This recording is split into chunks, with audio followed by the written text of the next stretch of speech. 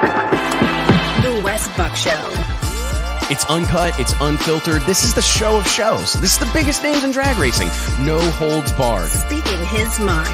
I've never had a problem expressing my opinions, but what we're doing here is bigger than that. These are conversations that need to be had in an unfiltered way. Exploring hot topics. Drag racing's all I've ever done. It's all I care to do. And spreading the gospel of drag racing. I respect the history. I appreciate how far we've come, but I want more for this sport, and I'll fight for it. This is the great American motorsport, drag racing. The Wes Buck Show starts in 3, 2, 1. Hey gang, Wes Buck here, Drag Illustrated Magazine, checking in. It is Wednesday, November 9th, 2022. Mike, I guess I forgot to make you go away on this particular introduction screen, but I guess since it's just the two of us. Such an honor to be here on the introduction. Wow. Right? I'm glad I was ready. I'm glad I was ready. You didn't warn me. No, I didn't warn you whatsoever, man. Thanks for being here, dude. What's going on out there in the drag racing world? We have a really fantastic show lineup for you guys, as is well documented at this point in time. Last week, right here on the Wes Buck Show, we announced the 4th running of the Drag Illustrated World Series of Pro Mod, the 100,000 to win invite-only Pro Mod shootout going on March 3rd, 4th, and 5th, 2023 at Bradenton Motorsports Park, the house that Victor Alvarez built down there in Florida, man. It has been a wide open 7-day stretch here. The amount of phone calls, text messages, and everything that has gone on since last Wednesday afternoon, I don't even know that I can put it into words. But if I had to sum it up with one, Mike, it'd be gratitude. Like just the reaction and the response to this deal. I'm curious.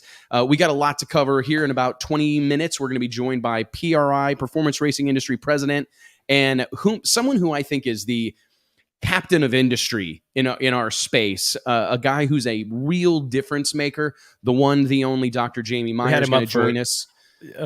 Ambassador of the year, of the year, man, last year. And I think he's perhaps nobody better fits that role of an ambassador for the motorsports industry than Jamie Meyer. He's done an incredible job, in my opinion, leading the charge for the performance racing industry. We're only about a month away, which is hard to wrap. Don't remind me of that. Oh my goodness, man. Just so you know, I got a bunch of shipping notifications today, so I think we're going to be in good shape, bro. Yeah, man. I think we're keeping the shipping companies in business here, as is the whole automotive industry.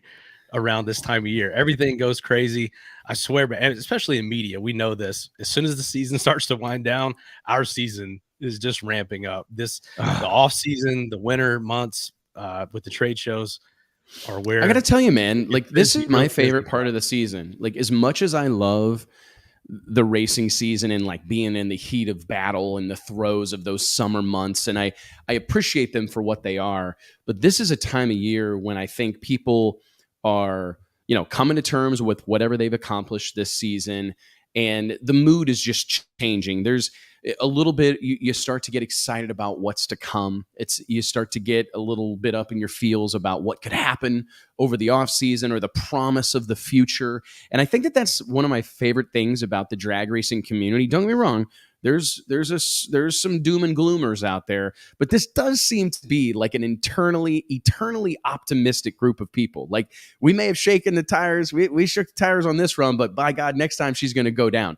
I mean, it's just a group of people, that are excited, and this is that time of year that everybody starts to talk about what could be, what might next happen. Year, sponsor hunting. We want renderings, new wraps, graphics, silly season, like the crew chief carousel will begin to spin this fall and later this fall and in the winter, and where everybody's going to. Oh my God, it's an exciting. If you work in media or production or design, it's everyone needs something right now, which we're appreciative of that, and it's what we're here for. No, it's a fantastic time of year. That's perhaps my favorite thing about the trade show season, be it SEMA, the PRI show, MPMC, another one coming on, going on later in the year, or I guess right after the first of the year. It's just a unique opportunity to get all these people together and talk and share ideas and discuss everything that's going on in the racing industry without the pressures of racing. Because if you've been around this, and party.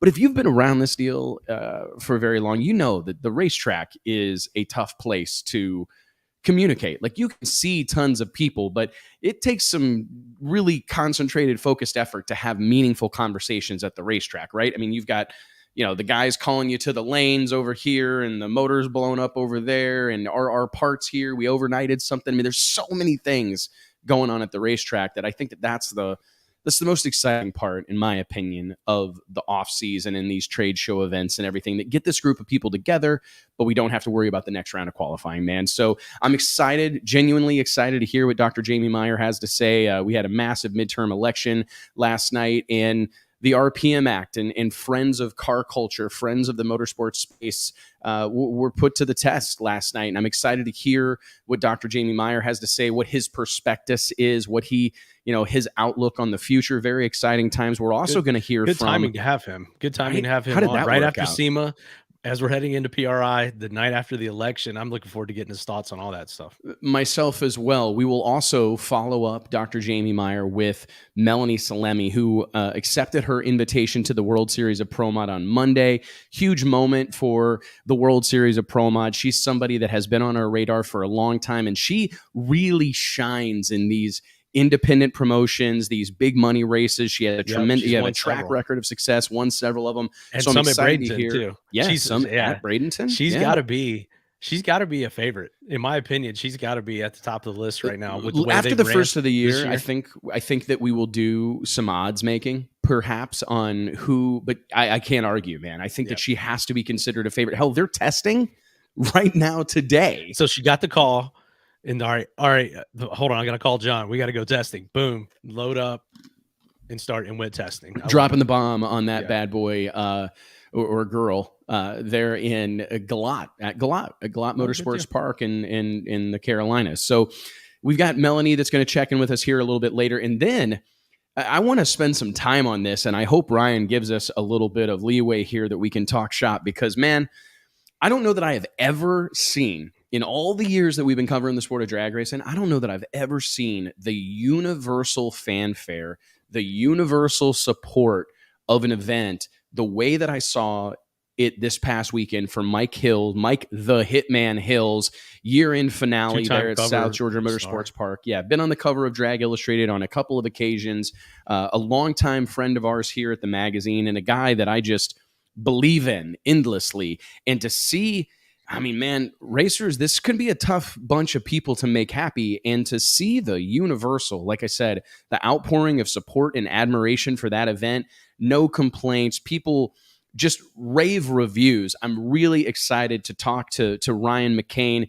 The cars that he tunes on ended up in the winner's circle on Saturday night. Huge event, 50,000 to win. I think this is a fun thing to talk about because drag racing can be problematic at times, right? But all these different sanctions and series and classes and whatnot. But this, for the hardcores out there, this 4.840 bore space shootout deal that is kind of, I don't know, taken over the drag racing world by storm. I mean, I've been hearing for the 4840. 4840. Yeah. Well, in the Midwest, you say 4840. Yeah. But it's a different. It's like barbecue. It changes. We'll ask Ryan. I'm sure he's going to say 4840. Well, I mean, and for those that don't know, the bore space on a big block Chevy is 4840, and this has become kind of, very similar to the way radial tire racing emerged and became popular. What is it that everybody said about radial tires? I don't know. It's the great equalizer. Oh, yeah. Right? Everybody said, well, the tire's the determining factor, right? And I always thought that was an interesting thing. We're always looking for those limiting factors. Isn't it crazy how we're and the things that become the hot thing, like this 4840 deal, is the new limiting factor. So now the limiting factor is the bore space here. What it tells me is that drag racers need a limiting factor. We need something to run up against, because if you look historically at the sport of drag racing, where there has not been a boundary, when there has not been an edge of the cliff, Pro Extreme, ADRL Pro Extreme, PDRH Pro Extreme comes to mind. It kind of like snuffs itself out. right? I mean, it's just racers cannot help themselves. And over the course of time, they will find the edge of that aforementioned cliff and jump off the son of a gun. Yeah, you gotta have lanes, you gotta have walls, you gotta have rules, because without it, it's the candle burns too fast and the deal's over before you can blink. We've seen it on a multitude of occasions. And I think that whenever we watched, like I said about radial tire racing, for the longest time, it was, I mean, and before we went to radials, it was 10-5Ws and the tire's the limiting factor. The tire's the limiting factor. But the track got so good. The tires got so good. You've got Mickey Thompson putting engineers on the task of making this tire better. And we go from, I mean, I remember the first time I was introduced to radial tires, it was the BF Goodwrench drag radial. And it's still, in my opinion, still to this day, as far as tread patterns go. And I'm not sure if I'm the only human being in the world that like calls tread patterns sexy, but that was one of the best looking tires ever. Really good looking tire. But I mean, if you think about how far radial racing has come from that BFG drag radial to the pro radial that we're on today, I mean, it is like Earth and Mars. I mean, these are apples and oranges. We've come so far. And you're right. We have to have those limiting things, something that keeps people between these two buoys, so to speak. And I think this 4840 bore space deal has really, I remember talking to J.R. Gray, who has really made a name for himself previously in the grudge world, but most recently also in Radial versus the World competition. But most recently in the NHRA, the Fuel Tech NHRA Pro Modified Drag Racing Series presented by J&A Service and D-Wagon, made a real name for himself over the course of the last season or two, I guess. And he told me in Gainesville, we were in the hotel lobby, shooting the breeze, and he said, man, the hottest thing going in the grudge game right now, maybe the hottest thing going in my world, is this 4840 deal. And he kind of explained that it's that limiting factor. The engines can only get so big, and it's at a point where it could really become something exciting. It's already become something exciting. And there's a lot of them out there. There's a lot of those engines out there that have been kind of discarded to other classes, or, because everything keeps evolving, keeps getting bigger. We're up to 959 in the big in Pro Mod and the similar classes. So the fact that the availability is there, I think, it's kind of like the Fox bodies, right? They're available and they work, and that leads to the growth of that class. So it's the limiting factor in a sport where no one wants to be limited. The limiting factor is sometimes the most important thing. Do you think that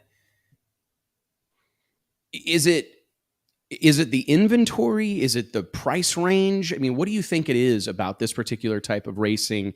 Because is it, like you said, a lot of these engines are in existence. Like old Pro Mod engines. I mean, if you get on racingjunk.com or on Facebook Marketplace, you can find a gazillion 706s, 728s, whatever. There's a lot of those engines available. Do you think it's purely an inventory thing? Because I saw someone say that, 4840 stuff is becoming like property. It's the price is doubled on the heels. It's appreciating on the heels of Mike Hill's big race. So do you think that it's tough, because drag racers, we can't help ourselves, right? Like we take. They're going to have it. If this deal continues on, there's going to be, $100,000 4840 motors being built with all the crazy stuff. We've seen that in 632 a little bit. 632 was supposed to be the limiting factor for Pro 632 and similar classes, but here we are. I mean, if you want a throwdown 632 from one of the top engine builders, it's going to cost you almost as much as a 959. It always kind of turns into that. We'll see how it goes. And speaking of limiting factors, when we talk about drag radial and track prep, we talk about this a lot, that no prep is a result of that, and no prep being a limiting factor is the allure of that. So we've always got something. It's always evolving, and it's almost like one answers the other. No prep answered drag radial. Drag radial came along because maybe the slick racing had stagnated a little bit, or track prep had gotten to a point where it necessitated that. Then engine costs and size and cubic inches and everything gets out of hand. So here comes 4840 racing as an answer to that. And it's kind of the pendulum swinging back and forth that we talk about a lot, where one thing follows the other, and it seems to be a reaction to something kind of going crazy on the other end of the spectrum. I had a conversation with Brett Kepner earlier over the weekend or late last week, and he actually just sent me a text. Did you see this announcement on Facebook that not the NHRA, excuse me, let me pull this up real quick. Jeff Foster, the general manager of Las Vegas Motorsports Park or Las Vegas Motor Speedway in Nevada, announced that the Thanksgiving week bracket nationals at the Strip there in Las Vegas had been canceled due to a nationwide shortage of glue. And I had an off-the-record conversation just a moment ago with Freddie Terza at VP Racing Fuels, who obviously manufacture a traction compound LC7. It's about to be not off the record anymore. Yeah, no, it's about to. What it was. We were just talking about it, and it's weird because I said to him that it feels, to your point about things answering one another, it feels like our sport, the pendulum swung to the prep it to the gills, spray it from wall to wall. You know, every run, it seems like you go to some of these races and they run 4 cars, prep the track, run 4 cars, prep the track. And it does feel like, I don't know if it's the universe or what, but there's a pattern of we're going to go the other direction for a little while. And it feels almost like universe kind of taking matters into its own hands, because I think we went way too far in the sport of drag racing. I don't care what anybody says. Listen, I want to see 2 cars go down the track side by side. I want to see side-by-side racing for sure. But the notion that we're going to prep the track, that's the priority, is prepping the track. And we're going to run in the night. We're going to run when the sun goes down. You know, the schedule be damned because we want to make sure the track's perfect. I don't think that's the answer. I mean, there's maybe a time and place for it, but I just really don't think it's the answer. And it feels like a higher power has solved this problem for us, so to speak. I think it's just a natural evolution, and drag racers are smart, and they see an opening or they see somewhere where, hey, you know, this is being neglected over here, or this deal's just gotten out of control. But what if we did this? What if we kind of tried to put the genie back in the bottle a little bit? I think is what some of this stuff is. Like, hey, let's go back to when, man, we were running so well with this 4840 stuff, and we never really scratched the potential of these combinations because we were just, you know, discarding them and getting a bigger engine. I mean, that's what everyone did, like every year through the mid 2000s, I would say.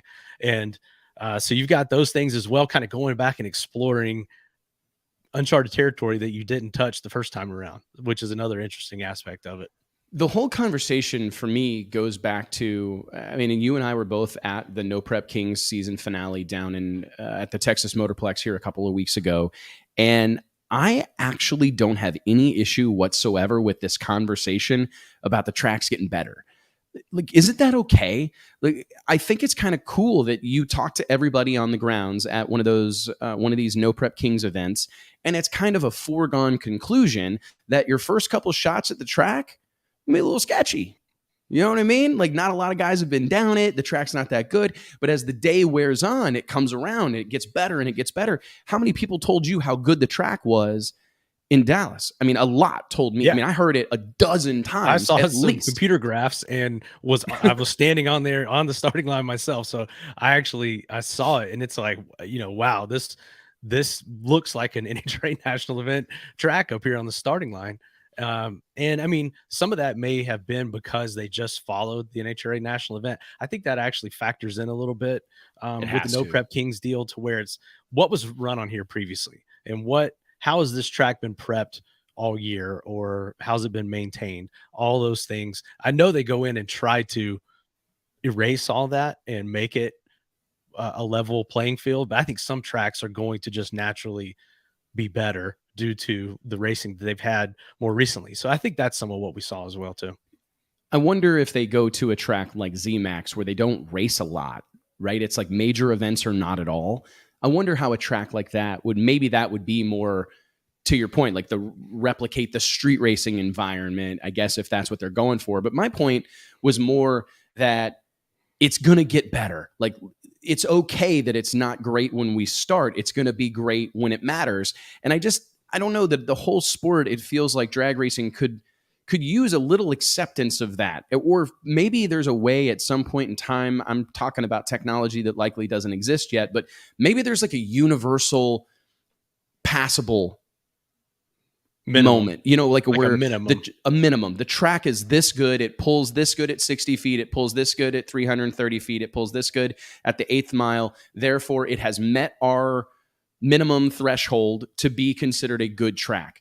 And if we could establish some minimums like that or some baselines, it does feel like it would help our sport as a whole, because I really think that we see great racers be great racers when the track's not great, or when it requires someone to get outside of the box. Isn't that the beauty of our sport? That is at the core of drag racing, is navigating these different conditions. And we've talked about this a lot, where we tried to take that away. And I think if you take that away, you just end up with land speed racing, and takes away all the strategy, all the cool things that happen, and the excitement really of race day. So to me, all these things that we're talking about are gravitating back toward that. These limiting factors, track prep, engine size, it's all about good racing and getting back to working with what you have and navigating these varying conditions. And I think it was a necessity in the early days of drag racing, just because there was no technology, there was no traction. You were doing all you could. But in today's times, we've got, kind of spoiled with technology and with everything, and we've gotten away from it. So I'm here for it. I'm glad to see this kind of thing happening. Myself as well. And I'll tell you that in the midst or throughout the course of the last week, Mike, we have extended 20 invitations so far to the 2023 running of the Drag Illustrated World Series of Pro Mod, the biggest, richest pro mod drag race in the history of the known universe. And it's funny because there's been a consistent theme amongst all these racers that I've talked to. I've had this conversation with them that, listen, our race really isn't built around blowing the scoreboards down. Our race is built around incredible side-by-side competition, an air of exclusivity, but above all else, perhaps parity amongst all these different engine combinations and all these different power adder choices, because I personally think that's the lightning in a bottle that exists with pro modified drag racing, is all these different, I'm going to do it this way. No, I'm going to do it this way. And that's what makes this class of drag racing so special. And all these racers, I didn't have a single one put up a fight. There were a handful of them that I thought might. I think about guys like Frankie the Madman Taylor, Jason Scruggs, and the Mississippi Missile. I mean, those are guys that love an outlaw drag race, right? They want no rules, no holds barred. But I think they've adapted, though. Those are guys that have adapted, especially Scruggs running over to NHRA. Yeah, they appreciate that there has to be limits to this stuff. There has to be weight minimums. There has to be overdrive limits, because otherwise, it's the deepest pockets and the guy that's willing to spend the most. And what I want in the World Series of Pro Mod, just as an example, kind of for this, for the purpose of this discussion, is I would much rather have close racing. I would much rather have nitrous cars, turbo cars, screw blower cars, roots blower cars, centrifugally supercharged cars, all running within a few thousandths of one another, or a hundredth or two. That is much more exciting for me personally than the notion of somebody coming down there with a singular combination, a singular racer going 345 in the 8th mile at 220 miles an hour. Like, that's great, but it's almost like competing on price. That's a race to the bottom. Mm-hmm. If it's all about competing on price and who can be the cheapest, it's a race to the bottom. And I don't really want to be a part of that. So I'm glad to see some of these things becoming popular, going back to the 4840 bore space shootouts that are happening in the Southeast. Any of these things where there's some limits. There's some limits to what's going on, right? And that's where the excitement comes from. There's not one guy that's got the lightest weight car, that's got a jockey driving it. It's just way more attainable. And going back to what you said about all these 700-inch engines that are in, on engine stands all around the country that could fit right into this style of racing, the inventory is so significant. It just makes it a lot more something that people can, that aspirational culture is still alive, where you can go, man, one of these days I'm going to race those guys. So anyways, man, before we dive into our first guest of the day here, and this is a big one. This is one we've been working on for a hot minute. I do want to remind you guys that each and every episode of the Wes Buck Show is made possible by way of our friends at Stroud Safety. Stroud Safety is known for their top quality racing safety equipment, from drag chutes and seat belts to fire suits, gloves and blankets, all 100% made in America. Log on to StroudSafety.com and make sure you tell those guys that we sent you. Mike, as you said at the start of the show, this is a big one considering the time of year. We're a week removed, not even, a few days removed from the SEMA show. Wasn't that long ago that I think this entire industry kind of waited with bated breath to see what was going to happen. Are we going to have... We talked about that a lot. Are we ever going to see an in-person trade show again? So I'm going to give a little shout out to the man upstairs, because thank God that all worked out as planned, because there really were, I mean, I can't count the number of people that I talked to going, oh man, trade shows, that's over. Those days are behind us. And I think that I was just there's a magic to getting people together, especially people that share a passion. And the SEMA show, by all accounts, packed to the gills, announcing major plans for expansion, all sorts of exciting stuff going on out there. But as we talked to start the show, a big day in the political world, obviously last night, midterm elections that, you know, are near and dear the heart of those that care about racing and care about car culture. So I'm excited to hear what Dr. Jamie Meyer has to say about it. Let's go. Did we have him in the green room? Oh, there he is. He's here. Oh my goodness, guys. I didn't have, ladies and gentlemen, the one, the only Dr. Jamie Meyer, president of the performance racing industry. Buddy, how goes it, man? Well, it's good to see you. Good to see you, Mike. Good to see you guys. Good to be on the show, and exciting time. You know, we'll talk about last night's events. It's still rolling into today, but yeah, SEMA show was great. We've got this event coming up in December called PRI. So you guys always have a good time there, and we're going to make sure you have a great time this year. Awesome. It's probably one of our most prized couple of days. I'll tell you, it serves a lot of purposes for us here, Jamie. It's a big deal for us because, as many businesses are in this day and age, remote working, right? We've got all sorts of people around the country and around the world, for that matter, that work from home and maybe report to duty or report to an office a handful of times a year or a handful of times a month. But for those of us that operate these far-flung businesses or technology-driven businesses, man, we look forward all year long to the opportunity to get together, build the team, break bread, see one another, see expressions, hear what people have to say. So we're genuinely excited about it. But I am curious, as someone who was there and took it in firsthand, what was the mood and the environment like out in Las Vegas for the SEMA show this season? Oh yeah, Vegas was great, guys. We had a great turnout. Mike Spagnola is our new CEO, first year in that role. James Lawrence on the board did a great job. Up 35+% for the SEMA show. So really an incredible turnout for the enthusiast industry, racers, lots of performance parts on display. And it was a great show. A lot of business got done and put an incredible amount of energy into the industry, and a lot of chance to walk the aisles, see people, reconnect. We had strong presence from Dodge and Toyota, and then all the manufacturers were there. Of course, PRI was there as well with a display. We had Clay Milliken's Top Fuel dragster on display, and people enjoyed seeing big horsepower. So SEMA was hot, and now we roll on to PRI in just 30 days. How much momentum is created by an event like SEMA for everybody involved? Is it something where you guys look at SEMA and go, okay, we're up 35%. We've got all these big exhibitors. How can we keep that energy rolling into PRI? Or, because I will tell you, like a little inside baseball, I think it's kind of common knowledge that while aligned on many levels, SEMA is different than PRI. And people look at those differently. And I don't mean to get you in trouble or get you talking out of turn, but I think PRI is seen by the masses as this extremely hardcore group of people. It's less fan-centric. It's less enthusiast-driven. It's about guys that are buying parts and contributing to the industry. So how much of that is applicable? I mean, are you able to look at the growth or the expansion of SEMA and make any guesses or any proclamations about what's going to happen with the hardcore part of the industry? Yeah, there's a lot there in that question. Let me try to break it down.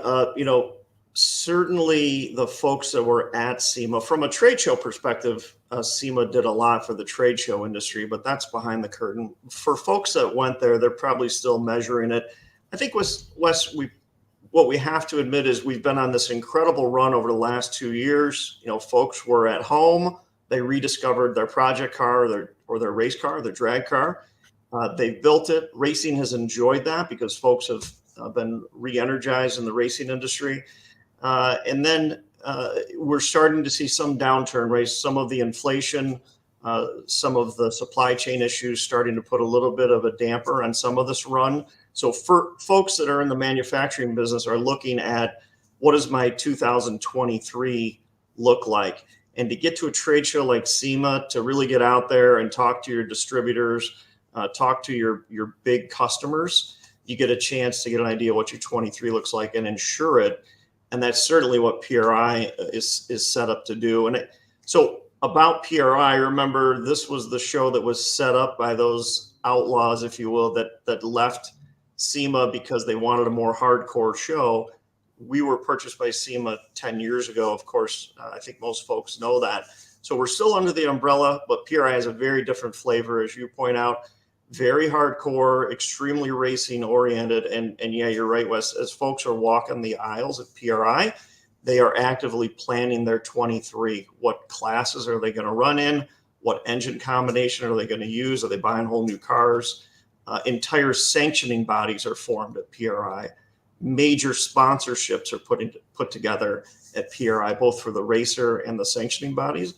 And cars are launched, parts are launched, and again, the entire industry comes to life as they set up 23 and beyond at the PRI show. So that's the setting.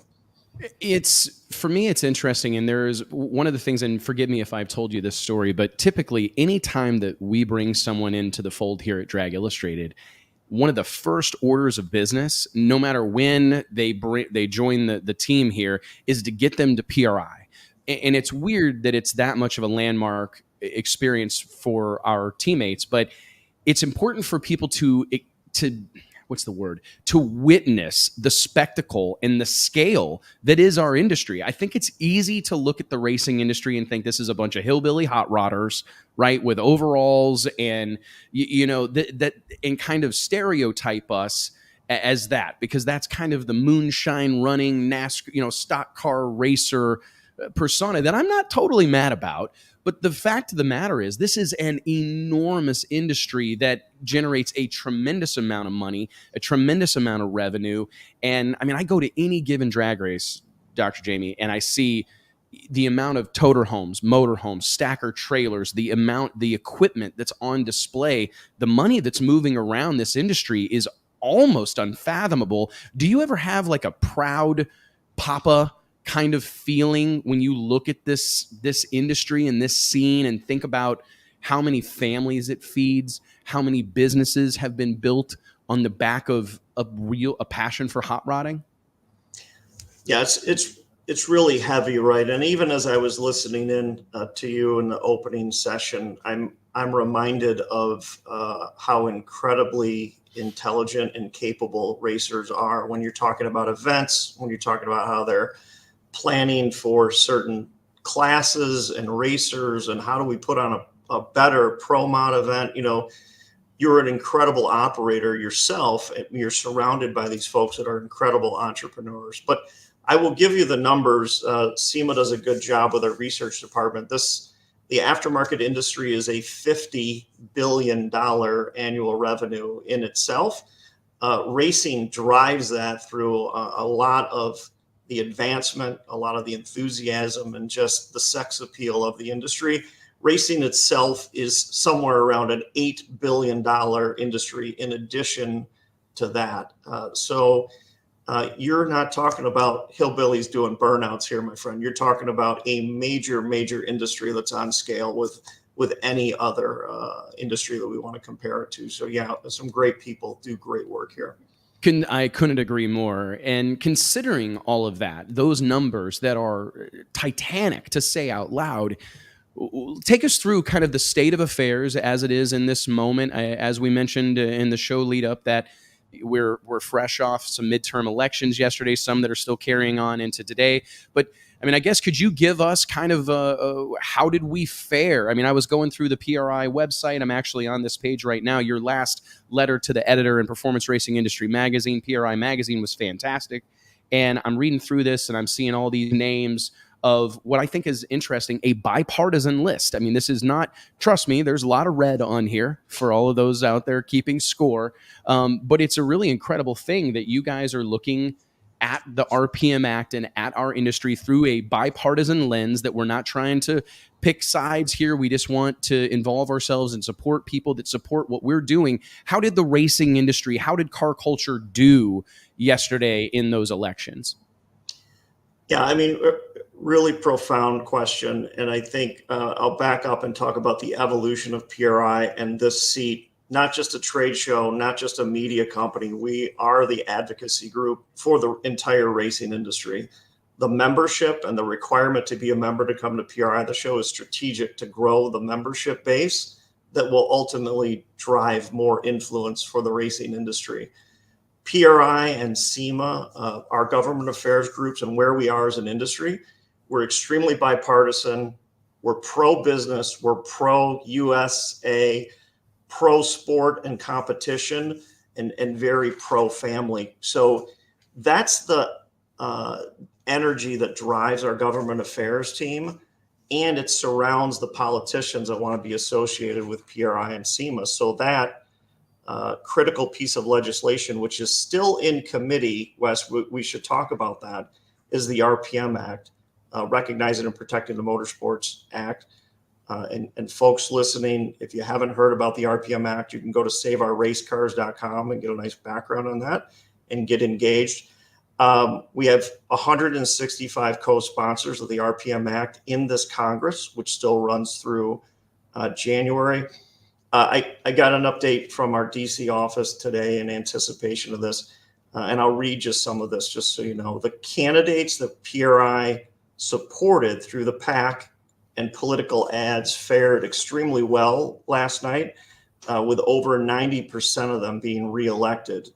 And this is very bipartisan. We have to remember that. So I think I think your audience leans red, Wes. I'll read into that a little bit. And I think if we can take a victory today, we have to understand that racing, drag racing, or any form of race in the United States really brings folks together.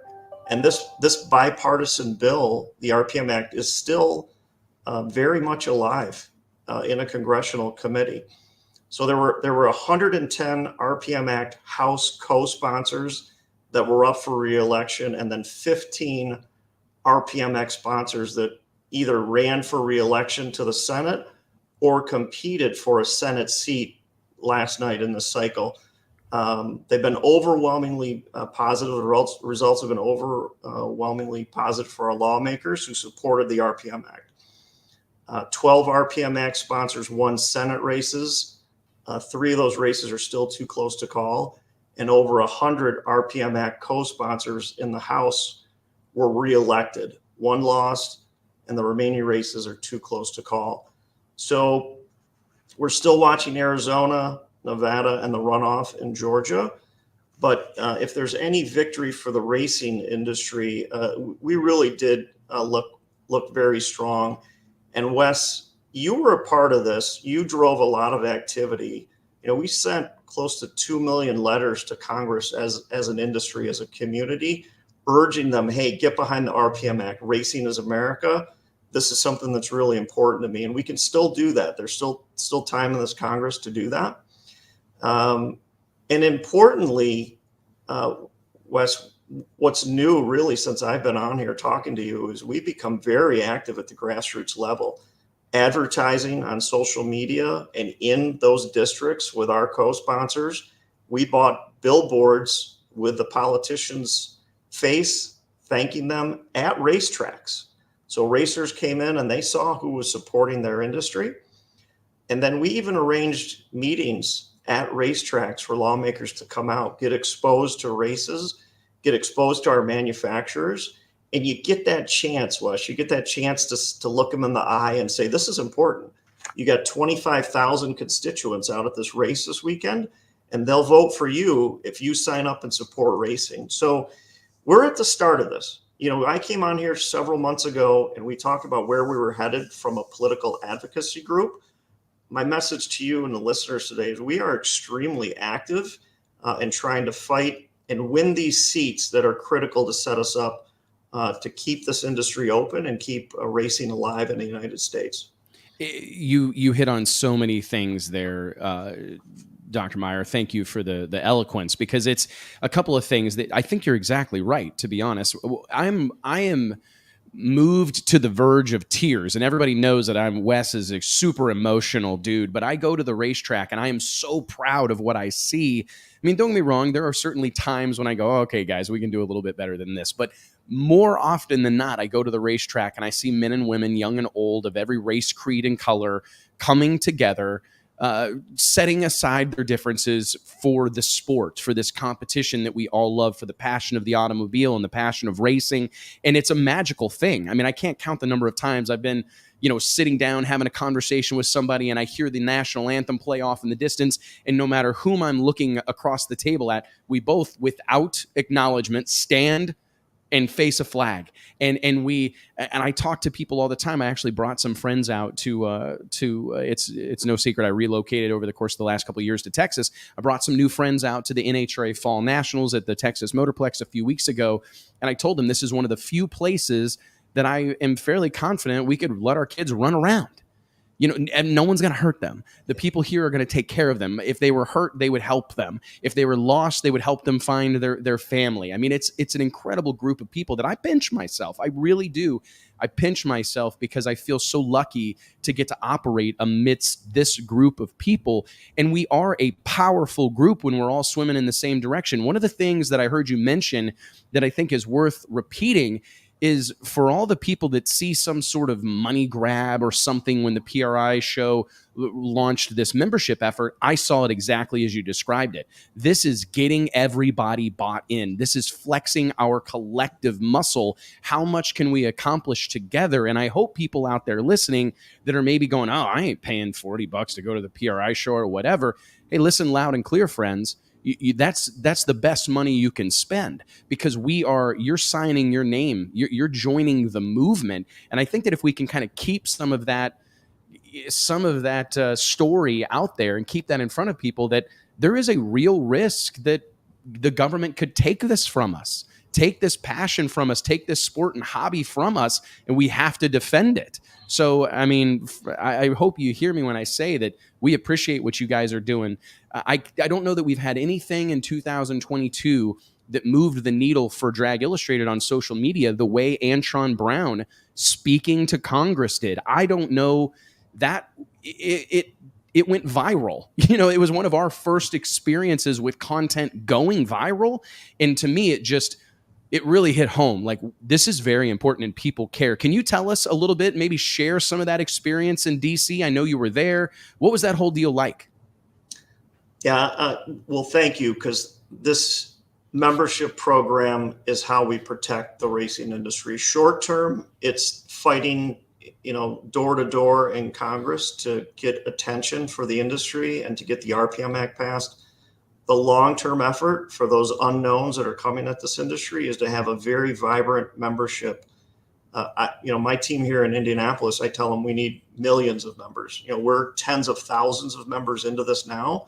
And the reason, Wes, is that when we sit down with a lawmaker, they have to understand that if it's a lobbyist for PRI and SEMA, that person represents millions of Americans and millions of families, just like you described, who will listen to folks like you and me and say, look, this is a person that will support racing. We need to vote for them. We need to donate money to them. We need to make sure they're on the ballot and they stick around. Antron Brown has been one of those early adopters. He's a dear friend of mine. I talked to him about the goals of PRI and the membership before I even had this position. He's a fifth generation racer, drag racer.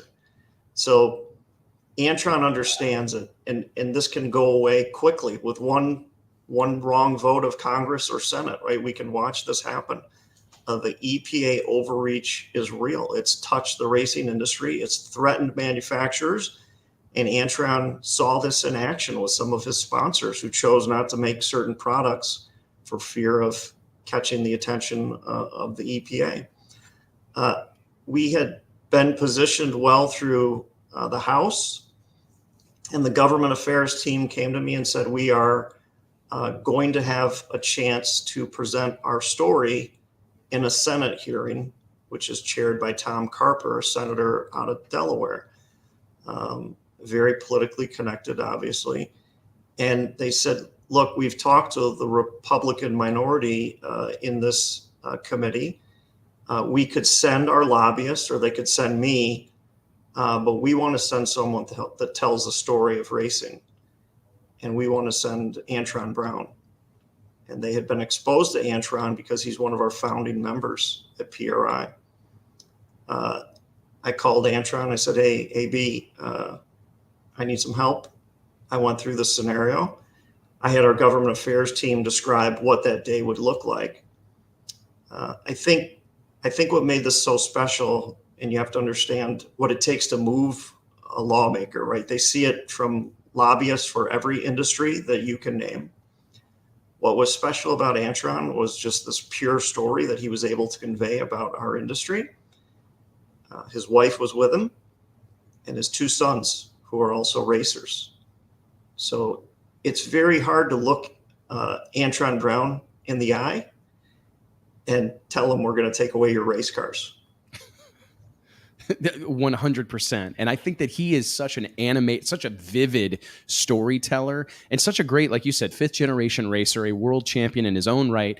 What he's accomplished in the footprint, now a team owner, like he's a real American success story. And the racing industry has provided that platform. I'm reminded of it. I tell this to John Force, and I'm not name dropping just for the sake of name dropping, although it did feel good. But when I go to Force's shop, I'm always, and I tell him this immediately, every time I walk through these doors, I am filled with optimism. Like, drag racing built this. I'm in a however many tens of thousands square foot state-of-the-art racing facility. This was built on the back of drag racing. And that is such I need to hear that. People need to see those type of things, and to see somebody like Antron, speaking on behalf of our entire sport and seemingly making a difference, seemingly cutting through based on the metrics and the things that we saw. I can't help but feel optimistic about the future. And I kind of want to bookend this conversation. Jamie, you and I think we could talk all day about this, but I'm just curious, could you maybe help us spread some positivity? I mean, when you talk to these, I think about all the people you talked about, 90% of these folks being reelected, some new elected members of the House or Congress. Is the reaction that you guys are getting? I mean, do you feel optimistic about the future? Do you feel these things are working? Are we making a difference? Yeah, I think, we are, Wes, but it is this constant communications and this constant effort by this industry, and the fact that we just can't pause. We can't ever take the sport for granted. These aren't God-given rights. We've got to fight. The freedoms of drag racing can be taken away if leaders in our industry, in our community, don't step up, like Antron, like yourself. But I usually talk to the Indiana lawmakers, so it's Todd Young and Mike Braun, who are the senators from Indiana. Okay. It's a little easier for me because Indiana, in their goals for this state, it is to drive racing and to support racing. So when we sit down and talk about where we're headed with the RPM Act, they get behind it because they're Indiana natives. They understand the economic impact. And Wes, what we don't talk about, you and I do, but not enough, is the people that racing generates, and what incredibly talented, creative, hardworking, engineering-minded people that this industry, and especially drag racing, generates. And when you get down to that conversation, you can really move people. But Wes, I need more people. I need folks like you. And I'm going to ask you I'm going to invite you to the DC rally next year. So when SEMA and PRI organizes these meetings, I want you and your team to be part of it. And you can bring your cameras or you can just go with your notepad, but I want you to sit down with the lawmakers in Texas and talk about racing and why you're fighting for it and what we need to keep pushing racing forward. And everybody that's listening is invited. You can send me a note or send Wes a note, but we will arrange for lawmakers to come to your business or to your race shop and you can tell your story. We've got to do a lot more of that, Wes. We can do a lot better as an industry.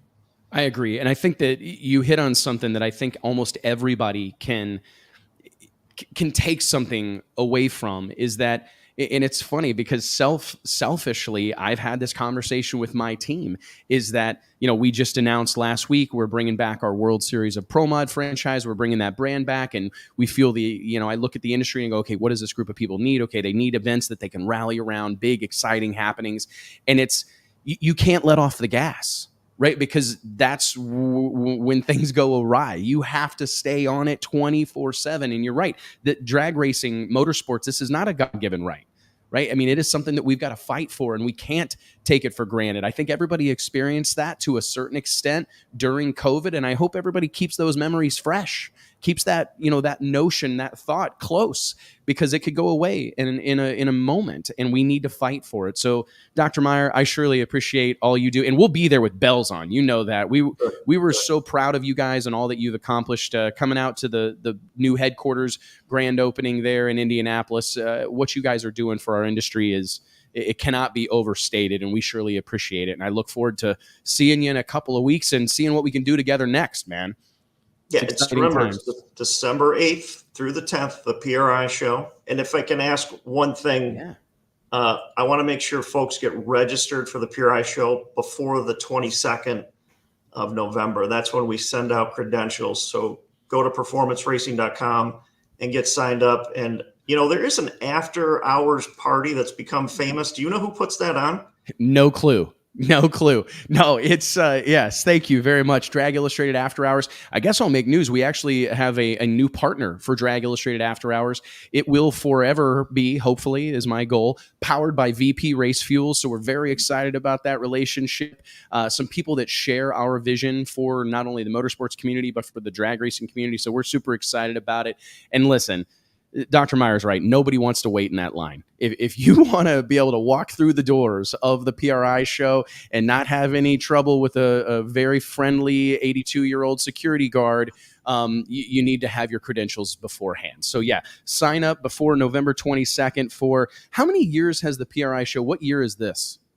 So 1986 was the first one, and then subtract 2020 because we didn't have the show. We skipped one, yeah.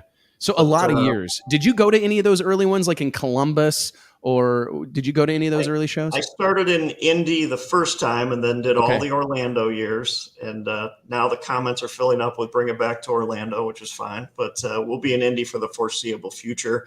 Yeah, it kicks off that Thursday morning. We have Tony Stewart coming in with our grand opening breakfast. And then that Thursday night, 5 to 7, is the Save Our Race Cars Rally. Wes, you should be there with me, wave an American flag and talk about the PRI pack. So I'll be there, and we'll go straight from there to shots at Drag Illustrated After Hours. You heard it right here. Dr. Jamie's coming with me, and we're going to do a beer bong or something. I can't endorse that activity, Wes. You know that. Yeah, we appreciate it very much, Dr. Meyer. Thank you so much for all your support, and I look forward to seeing you, man. The PRI show, the Performance Racing Industry Trade Show, one of the biggest happenings in our sport, the biggest 3 days in business in motorsports, December 8th, 9th, and 10th, 2022 at the Indianapolis Convention Center in Indianapolis, Indiana, buddy. We'll see you there. See you soon, my friend. Thanks, man. Talk soon. Mike, I tried to get him to bite on shots immediately following the American flag waving. Man, yeah, JT, that's where we needed JT, because JT could have sold him on that. For those that don't know, we've got two of the team members down. Like, JT's sick today, and I want to throw this up there. My dad, I very rarely talk about like my family on here that much, but my dad's having open heart surgery on Friday. So everybody keep a quadruple bypass. Sounds very scary. So everybody keep the old man. You got this, prayers, Eddie. But he's a cancer survivor. That's one tough dude. My wife looked me square in the face and said, "We need to be worried about you." Your dad's having open heart surgery. Prior to that, he had cancer. Like, we need to keep you bubble wrapped. You know, it definitely got my attention. But anyways, I'm genuinely excited, man. We needed JT on here because he would have certainly gotten Dr. Meyer convinced to have it. No doubt, no doubt. You know? They'd have been exchanging numbers behind the scenes here. I tell you what, though, I'm all for going to Washington D.C. You went to Washington earlier this year. You had a big time. Yeah, right? we did. It was a surprisingly beautiful city. Lots of stuff going on. Whether you're a Democrat, Republican, it's still awesome to see. Like you said, drag racing built this shop that John Force has. Yeah. What America has built, and this is kind of the center of our government. It's pretty impressive if you've never been. Yeah, I've never spent any time there. I've driven through like the outskirts once, flown through a handful of times, but I've never spent any measurable amount of time there. So we'll have to make sure that we do that. And I definitely want to be there for this rally, the Save Our Race Cars rally on Thursday night. I was actually unaware of that. We've got some big things happening at the PRI show. I guess let's run through those real quick. Thursday, December 8th of the 2022 PRI show. Of course, Drag Illustrated After Hours powered by VP Race Fuels will go on that evening. But prior to that, at 1 p.m. local time, Eastern time, we will have the Drag Illustrated World Series of Pro Mod press conference. I'm fairly certain our next guest here on the show will be there. We'll have a slew of heavy hitters from the World Series of Pro Mod all together on stage to talk shop and share stories about the fast approaching 100,000 win World Series of Pro Mod. But and then on Friday, of course, the unveiling of the Drag Illustrated 30 Under 30 class of 2022. Very, very, very big deal, and kind of an exciting thing for us. They've moved us out of the media center. So we're going to be moving out of the media center into that giant creator just thing. For safety, just for the fire marshal made them do that. Literally, I think we have the best attended press conference at PRI. Pretty proud of that. Isn't it crazy how hot it got in that room too, just from the amount of people in it? It went from like 70 to 84 in there, and I was sweating through my socks, which is not that unusual. But dude, it gets so hot in there. So huge shout out to everybody at PRI, Juan Torres, Dr. Meyer, everybody that has helped us kind of graduate this event up to the main stage, the creator stage there that's sponsored by Speed Sport News. We'll be in there. It'll be live streamed. We're very excited about it. Almost all of our 30 under 30 class members are going to be there. I think there's only a handful that aren't going to make it. So that's very exciting.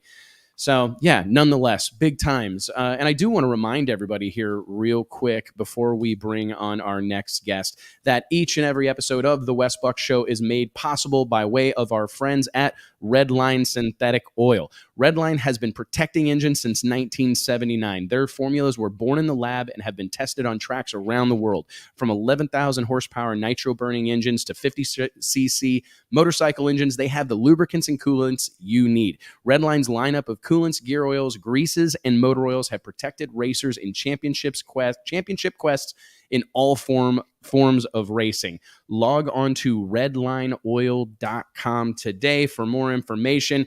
Mike, this was one that I knew would get a lot of attention, but I think I was honestly a little bit surprised how much attention. We broke news earlier this week that Melanie Salemi, as we talked, someone who has accomplished a tremendous amount in the sport of drag racing. I'm rolling through this accomplishment list. I don't know that she's even aware of all these things. Are you ready for this? Impressive. Mike? This is why we say that she's got to be a favorite going into this race. She's got to be a favorite going into this race. I'm trying to find it. Hold on. Where did my list go? Do you got it? Hit me with it, big dog. 1 PDRA Pro Boost win this past season, 4-time PDRA Pro Boost low qualifier this past season, set the Pro Boost ET record at 356 with an 8 this season, finished second in points to Todd Tutterow, won the $50,000 50th Snowbird Nationals in December of last year, won RVW at the World Street Nationals in Orlando, won 40,000 in the Pro Mod at Shakedown Nationals at Norwalk in 2018. So she's had success in Florida, obviously all over the country, but the way this car and this team is performing these past couple of years, and especially in Florida at these big money races, she has to be a favorite. I can't argue. I was genuinely excited to have her involved because I feel like I've waited a long time because the door slammer community is largely divided, right? I mean, there's quarter mile guys, there's eighth mile guys, PDRA, NMCA, Northeast Outlaw. I mean, the list goes on. NHRA, all the Midwest drag racing series. There's all these different places to race, and it's funny because I had someone ask me, "So, what's the kind of thought process behind who's going to the World Series of Pro-Mod?" And it's like, I don't know, all the people I want to see race each other. Right. Like, I mean, that's literally I've been like, asked that too. What's the criteria? I'm like, it's just, I mean, it literally is. I mean, I whoever sat we're down picking, with a piece of that's the paper and is like, who would it be cool to see race one another? And Melanie was one of the first names on the list because I do think that she's a needle mover. She's a very talented young woman. She's a female that's out here fighting with all these, burly dudes and kicking ass and taking names along the way. Her husband tunes the car. I mean, that's an incredible story. Her son tunes on the car. I mean, there's a lot of layers to this particular onion. So without any further ado, let's bring her on. We're about 8 minutes behind schedule, so we got to make up some time. Ladies and gentlemen, the one, the only, all those accomplishments we talked about, living legend, Melanie Salemi. What's going on, Melanie? Hey guys, how are you? We're doing really well here. JT, Mike, I'm clicking some buttons. There she is. There you go. Melanie, first and foremost, let me just say thank you on behalf of everybody here at Drag Illustrated. We just appreciate your support and your belief in what we're trying to do with the World Series of Pro Mod. As you and I talked earlier in the week, the records and the accolades are great. But what's really important is people that understand what we're trying to do. We're trying to do something different. We're trying to break some traditions. We're trying to create a new one, in all honesty, by really celebrating this particular group of people. And you're a fantastic fit. So thank you, seriously, Melanie, to your whole team for accepting your invitation and coming down to Florida to run for $100,000 next spring. Absolutely. We wouldn't miss it. It's going to be a really great event, I believe. And like you said, you're going to do a bunch of different things. And in my estimation, that's what drag racing needs right now. Something different, something to get the fans involved. And, even it's already happening. You're inviting people on a day-to-day basis and you're getting people excited for different drivers to be involved in this. And you're already starting it. So I think it's going to be really great. I'm excited to see everybody kind of represent their clique. So I'm curious, as someone who's raced in several different places, do you feel that you're going into this event, the World Series of Pro Mod, kind of waving the PDRA flag? I mean, if you had to choose, if we were talking countries, right? What group of racers would you want to represent headed into this event? Definitely PDRA. I've been pretty loyal to them since I started racing Pro Modified. Actually, I even raced a couple races in my dragster before I raced Pro Mod. So definitely representing PDRA and Canada. But the PDRA has been a really awesome place for us to race. We've definitely ventured out and raced at other organizations, and we always find our way home back to the PDRA. It really is a special thing. And I hope Tommy, Franklin, Judy, his wife, of course, Tyler Cross, everybody that's involved, Crystal, John Sear, I mean, the list goes on, Vinny, there's so many great people involved with that group. And it really is incredible because as I roll through our projected entry list, and the people that have already accepted invites, I can't help but admit that so many heavy hitters, so many of the toughest teams in door slammer drag racing call PDRA home. I talked to John earlier in the week, your husband, who crew chiefs on your car and a slew of race cars that are very competitive at this point in time. He talked about, man, I felt like we had a really good season. Like we had a really fast car. And we did great, but we only won one race. And I said, well, you're racing against like the toughest competition that exists. I mean, do you struggle with that? Because I would argue that you guys could go maybe some other places and win more, but you wouldn't race against the level of competition that exists in PDRA Pro Boost right now. Right. Absolutely. And when you race with people that we do, like Todd and Kurt Stedding and Randy Weatherford and Johnny Camp on a regular basis, you have to be as perfect as you can be every single time. There's no gimmies over here. Not for me anyways, maybe Todd, but not for me. So our team has to be perfect with every single thing that we're doing. And that just pushes us and pushes us and pushes us. You can probably tell that I'm not home right now. And we were on our way to Florida. And instead of going down there and sitting in the rain for a couple of days, we decided to make a stop at Galat to test for a day and at least get some laps under our belt before we got to Florida. So our team is constantly working and trying to improve. You know, sure, we hold the record right now, but everybody that we race against is trying to go for that. And if we don't keep working, they're going to surpass it. And I don't want that to happen. My team doesn't want that to happen. So we just continuously work, from the guys at the shop to Mike Sawicki at the engine shop, John, Jim, Evan, Lucas, even friends that we have. You know, we're constantly trying to better our program, even though right now people are saying, why are you changing anything? You have the best, you have the record. Well, I've held the record before, and how did that work? It got taken away and we had to go back to work. So that's the name of the game, right? I mean, it's just constant evolution, right? I mean, like trying to improve a better mousetrap all the time. So no, I can't fault you for that. And I've been telling anybody that'll listen, it's like, this is how big World Series of Pro Mod is. Melanie, Salemi, they're already testing. They stopped in Galat and they're already testing right now, November 9th. For the World Series of Pro Mod next year. A couple of things I want to touch on. You've raced in these big money races. You won, as Mike mentioned a moment ago, the 50th annual Snowbird Outlaw Nationals down at Bradenton Motorsports Park, took home $50,000.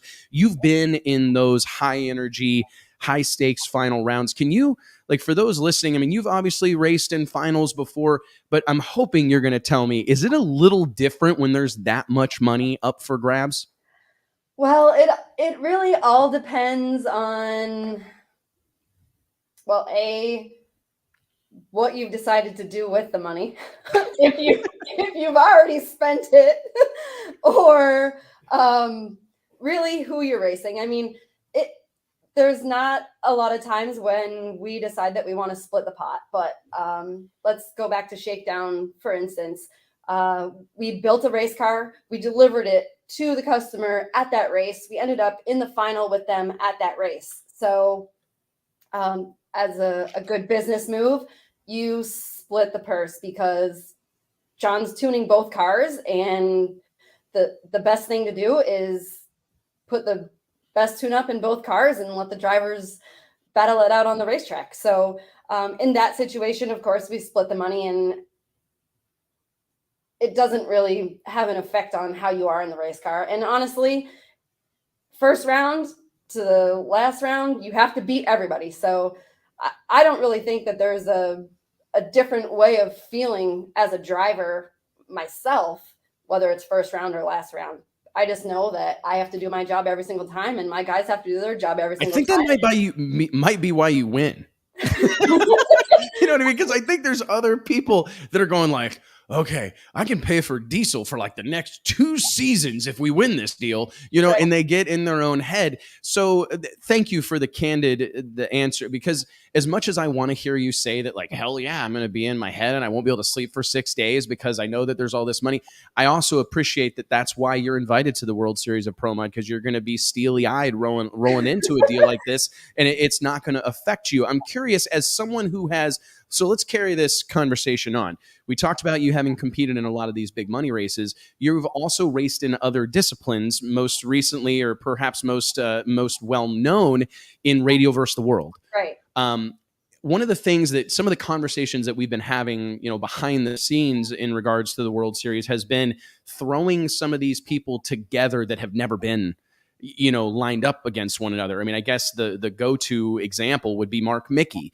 I mean, he's not raced Jim Halsey. He's not raced Jason Scruggs. I had a conversation with Jim Halsey, and he said to me, he goes, hey, man, if Mark Woodruff runs his Pro Mod anyway like he runs his radio car, he's going to be a problem. You know, and I found that to be like an incredible one-liner, because that's kind of the magic of what we're going for here, is bringing the biggest names, the biggest personalities, the toughest competitors from all these different disciplines, bringing them here. There's actually a great mixed martial arts or UFC example. It's like bringing a sumo wrestler to fight a boxer, to fight a kickboxer, to fight a jujitsu practitioner, and so on and so forth. That's kind of what we're going for here. Is there anybody that are you excited by racing some people that you maybe don't see every weekend at a PDRA race and some fresh faces, or does it matter? Doesn't matter. I don't care. I don't care who I race. Yeah, it's awesome. I want to beat everybody. Yeah, I can tell. I can tell. I can guarantee you everybody wants to beat me too. So yeah, it is what it is. Yeah, it is what it is.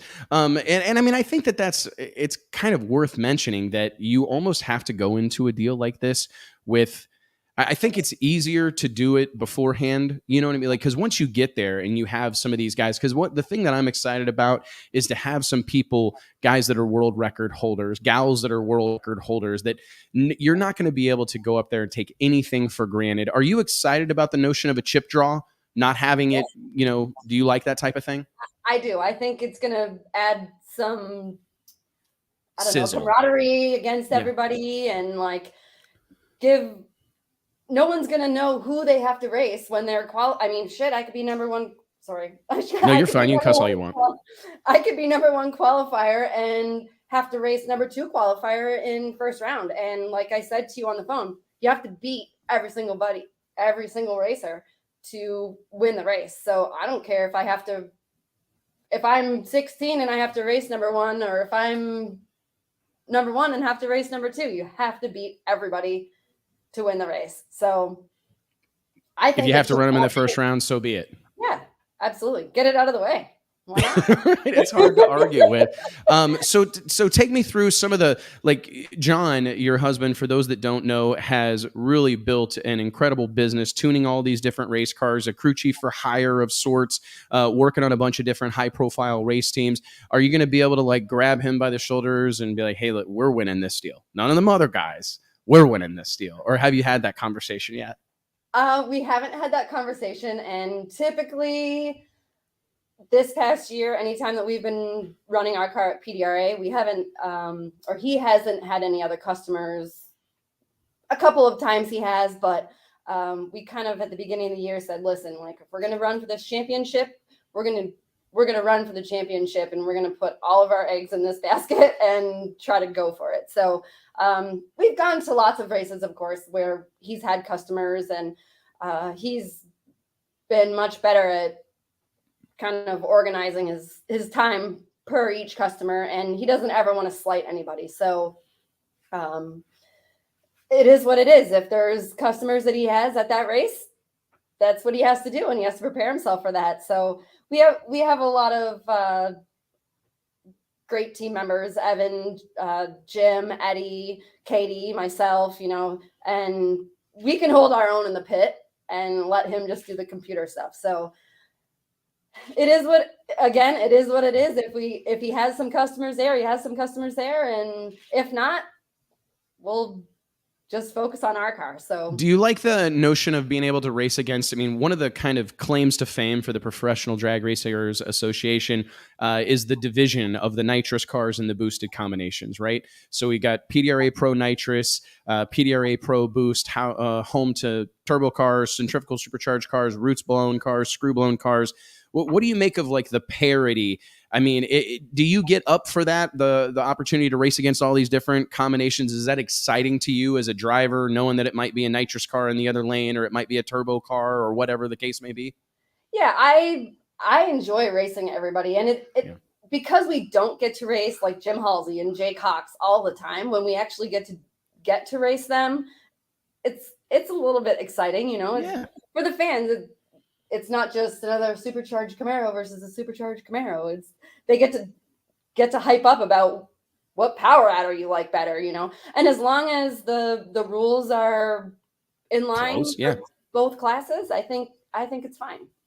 I agree. I personally think that, like, I totally understand the argument for separating them, and it's kind of like a go-to. It's almost as polarizing as 1/8 mile versus 1/4 mile, right? Like, people plant their flag and they're not going to change their mind. And I'm cool with that. But I do think every once in a while, This is where the magic happens. We get everybody together and we see who's who. So I'm genuinely excited about it. And again, Melanie, thank you. Congrats on a hell of a season, like you said, ending the year with the world record, headed into 2023 with a full head of steam. We cannot wait to have you guys down to the World Series of Pro Mod at Bradenton Motorsports Park. And I'm assuming you'll be down there for the Snowbird Outlaw Nationals to defend your crown. Yes, we are. Well, we're trying to head down to Florida. Trying to go there now. I don't know how that's gonna work, but we're gonna leave here tonight and make our way towards Florida and see how far we get, and then we'll be back for Snowbirds and then U.S. Street Nationals. Yep. And then the granddaddy of them all. Yes. The World Series of Pro We can't wait. And my team's super excited. And like I said, were you surprised when I called you? You seemed surprised. Well, you called John first. Oh, well, I didn't know if he told you. Okay. I didn't have your number. You do. You text me. Well, I didn't have it saved. Okay. And I just didn't want to be like that guy that's like texting my buddy's wife. And I'm like, all right, so I'm gonna talk to John first, get the number, and then we'll go from there. Yeah. See, that's the problem. I am just another racer. Okay, fair enough. But well, no, you're my buddy's wife, so I was gonna text him first. We're super excited to go, and we've been on the dyno testing. We've been testing new engine combinations, and Eddie's been instrumental in getting us whatever we need. And John and Jim and Evan and Katie, we've all been just like going like gangbusters just to improve what we are already really good at. And I really think that the next few races are going to be really great. And then, like you said, the granddaddy of them all, we'll be ready for it, and we'll be coming swinging. I cannot wait, Melanie. I cannot wait. Thank you again for being a part of this. Seriously, it's not lost on us. I mean, there's a lot of places to go race, and we appreciate that you're going to come race with us, and I hope we do you justice. So thank you so much. Tell your better half hello. Maybe not better half. You're okay half hello, and I'll see you probably at the PRI show, I guess. Are you guys going to PRI? Okay, fantastic. I look forward to seeing you at the PRI show in Indianapolis. Be safe this weekend, all right? Thank you. Thanks, Melanie. We'll talk to you soon. Okay, bye-bye. All right. Mike, dude, I actually think that she's going to be a problem down there. I really do. I think that she may be one of the ones that we've got to kind of keep an eye on, because she's going to be a problem. She's full of confidence, not worried about who's in the other lane. Do you buy any of that? Man, as she said it and you agreed, that's probably why she wins. We say that about Erica a lot too. Kind of reminded me of that. There's calm, cool, collected, kind of like a machine in there as far as doing the routine. And I do think it's true. I actually think that actually lends to itself to success. I think as much as maybe we don't want to admit that, because we love the drama and we love the kind of interpersonal workings, or okay, this person likes the stage. Well, I was really hoping she'd say, well, so-and-so's a dick. Right. I hate that guy.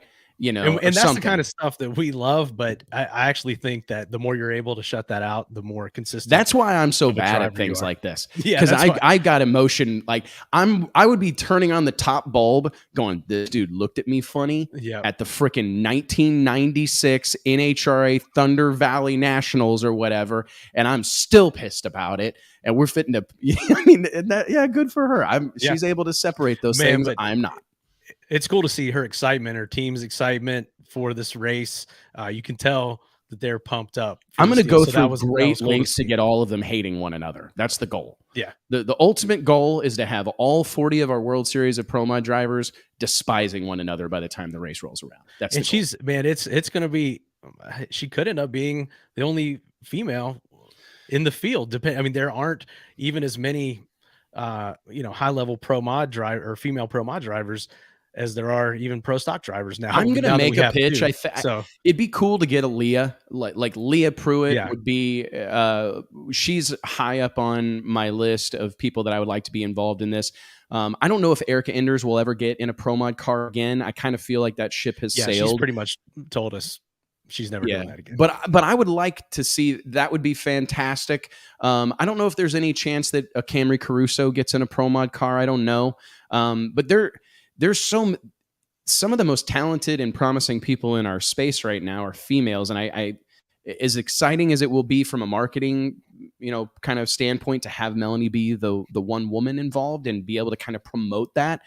I have, trust me, I looked around a lot trying to see if there was something else that made sense. Because if we go back to like your and I's like off the record conversations about what we want this event to become, a chili bowl, something that people come from other types of racing and participate in, man, if we could get a Tony Stewart or a Leah involved in this, Lizzie Musey, Kevin Stevenson's throwing out there. That's something that we've obviously talked about. She's, contractually obligated to the No Prep Kings series, and I know that she's got her hands full, but it would be cool to get some other women involved, to be honest with you. Yeah, they've all those names you mentioned, Erica, Leah, Lizzie, that have been in Pro Mod in the past are no longer, have moved to other classes. So Melanie's sort of blazing her own path here recently. So, and again, she has to be one of the most feared and a heavy favorite going into this deal. What I really want to create with this event is I don't want people to have to go elsewhere. That's one of the things that I get like super frustrated about, because I do feel like I think about some of the folks, maybe Alex Laughlin comes to mind. He felt like in order to gain sponsorship and all those things, he had to move to fuel racing, right?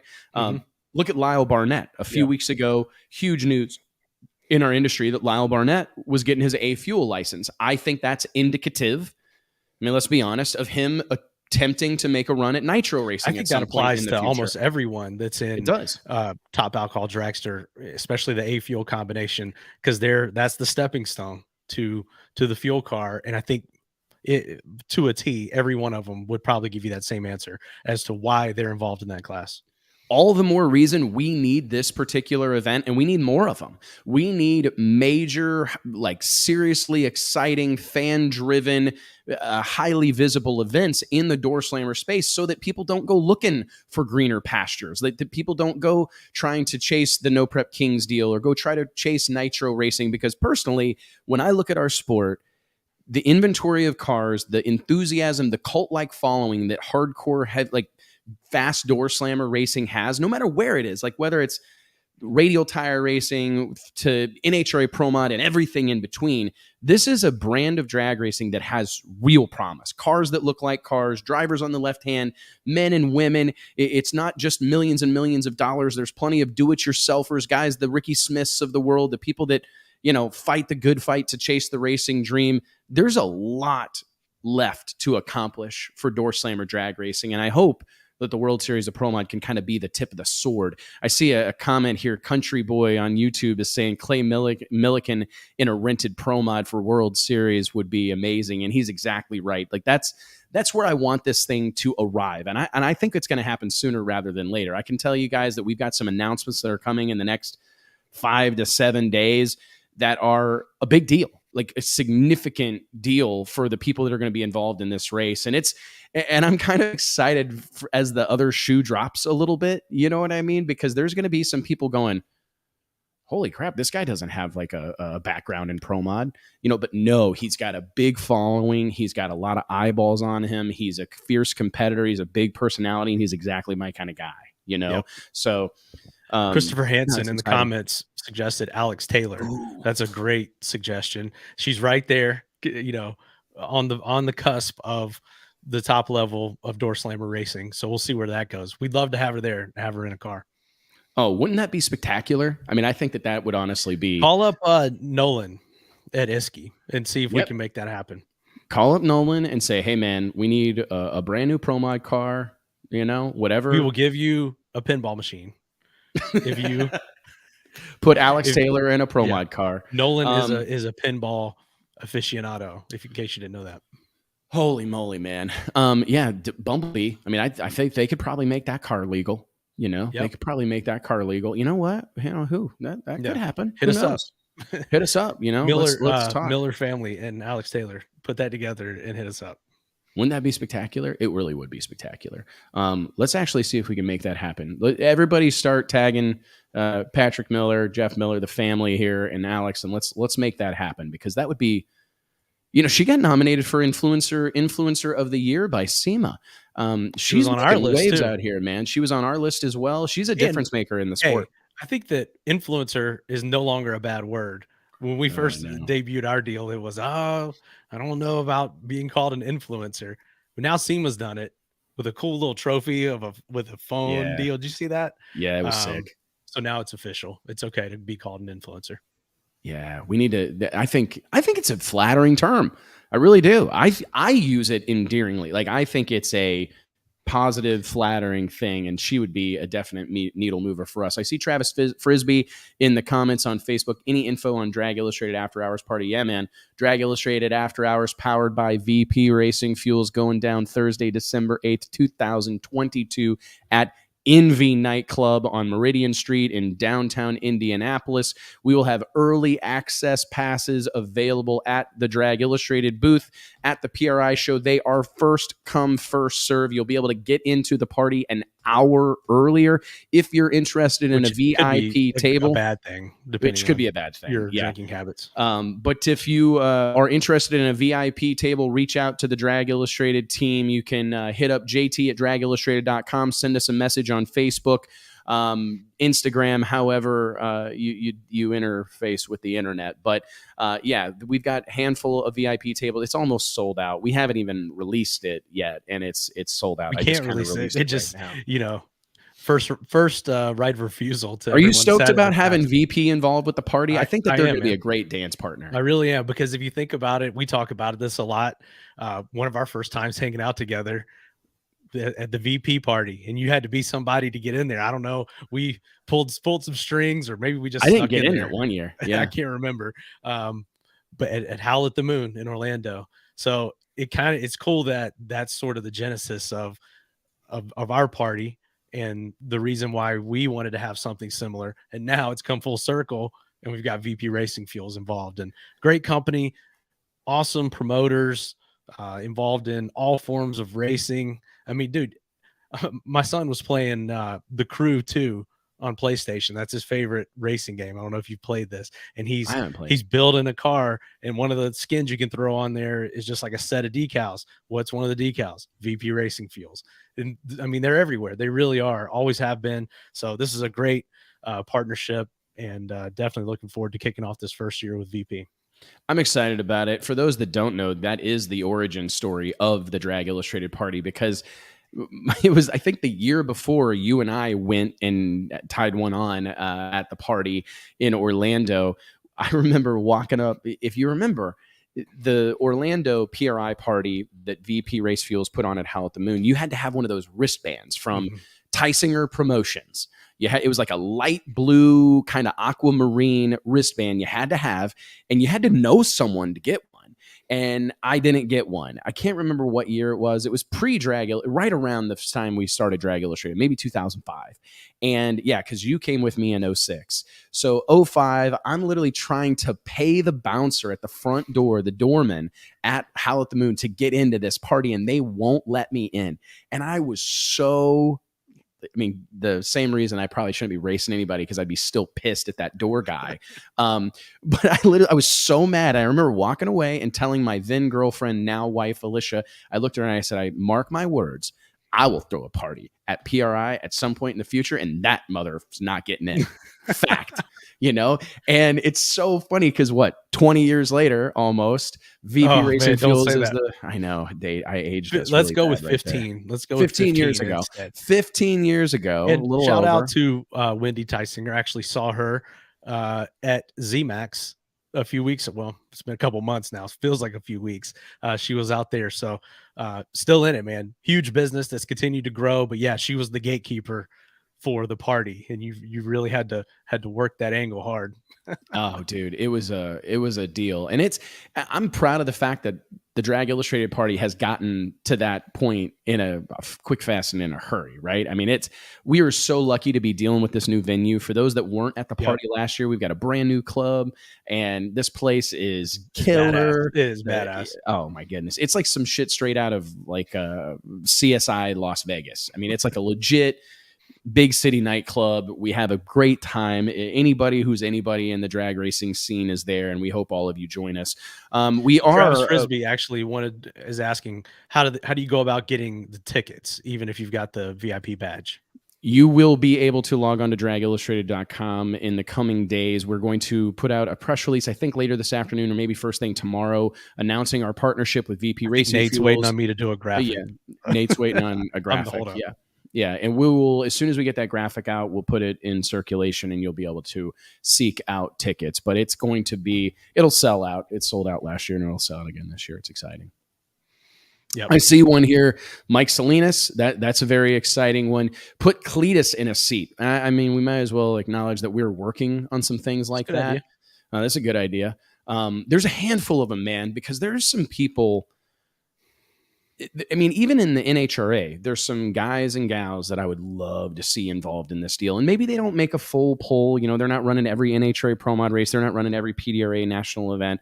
But it would be fantastic to see a handful of these people show up and be a part of this deal once a year. And who knows what the future holds for the World Series of Pro Mod. I think Ryan McCain says he's on, but he is not in here. I'm going to, let's see. Ryan must be in the wrong spot. Hold on. Or let's see if we can't round him up. I saw a comment earlier. We were talking about female pro mod racers. Another one is Melanie Troxel. What's she do? I mean, I think she's pretty much out of the sport completely, right? And has been for a while. But at one point, obviously with the R2B2 deal, she was right there in the mix. Yeah, I haven't seen, the last I knew, Melanie Troxel was living in like Denver or somewhere in Colorado. And far as I know, yeah, she's completely removed from the drag racing space, which is kind of crazy because what a celebrated career she had, right? And really became a face in the scene. Kind of surprising. Speaking of, and this is a great comment here, John Neal, the import versus domestic race last weekend at Maryland International Raceway. While we get Ryan McCain in here, how about that deal, right? Holy moly. Oh, man. I mean, I've always known that's a big deal, even though it's kind of outside of our normal focus. It seems to be growing, but I see here in the North Carolina area, people wearing World Cup Finals t-shirts all over the place. So that always to me is an indicator of how big or widespread or how influential an event is. And it just continues to grow. And really it's one of the last quarter mile independent races out there. And I think that's become part of its draw. I think it is part of its draw. Like, as seemingly polarizing as the 8th versus quarter mile deal is, I think everybody, the fans, racers, everybody are excited. Everybody's excited about this once a year opportunity at the end of the season. Things are kind of winding down to go let it all hang out on the outlaw quarter mile. So no, incredible event. We had some scary moments there, but that crowd, I mean, my takeaway from the event was just that level of fanfare. I mean, if you're in the race promotion business at all and you're not paying attention to that and recognizing what is possible, right? I mean, it is extremely, extremely exciting to think about how many bad to the bone race cars were there, but all the fans that followed it. No nitromethane, no big jet car show or monster trucks, door cars racing.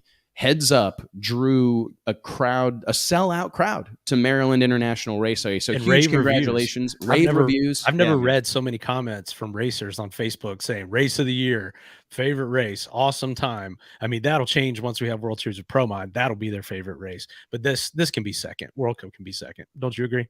Yeah, I completely agree. Absolutely, man. Well, so hey, without any further ado, he's in the green room right now, a member of the Drag Illustrated 30 Under 30 alumni, the one, the only tuner of the hour, somebody I saw mentioned more on social media in the last 7 to 10 days than anybody in the history of the world, Ryan McCain. What's going on, Ryan? What's up, big dog? What's going on? Can y'all hear me? Just talking to you. Man, we got you. Can you hear us? Yeah, I can hear y'all. All right, man. Well, hey, man, take us through. Can you introduce us and to 4840 racing, like kind of maybe the timeline here and how hot this has gotten? I mean, I don't know if you heard us at the beginning of the show, Ryan, but I don't know that I've ever seen a race get the kind of universal praise that we saw regarding Mike the Hitman Hill's year-end finale down at South Georgia Motorsports Park, Ozzie Moya's 8th mile track down there in South Georgia. I mean, what do you make of the scene? Do you think that we're I mean, is this just the start? I mean, kind of give us your thoughts on this whole part of the drag racing community. 4x4 racing is pretty popular, like real popular. Mike Hill has been doing a real good job of, adapting it throughout the years. It's actually about a good strong 16, 20 cars out there that's real fast in it. But so every year and at the beginning of November, it's this year-end finale called, that's what it's just called, Mike Hill year-end finale. And it's a stock board spacing 4x4 class, and you got cars like Uncle Sam, Hers new car, Jeffrey Barker's baby daddy car, Sweetness.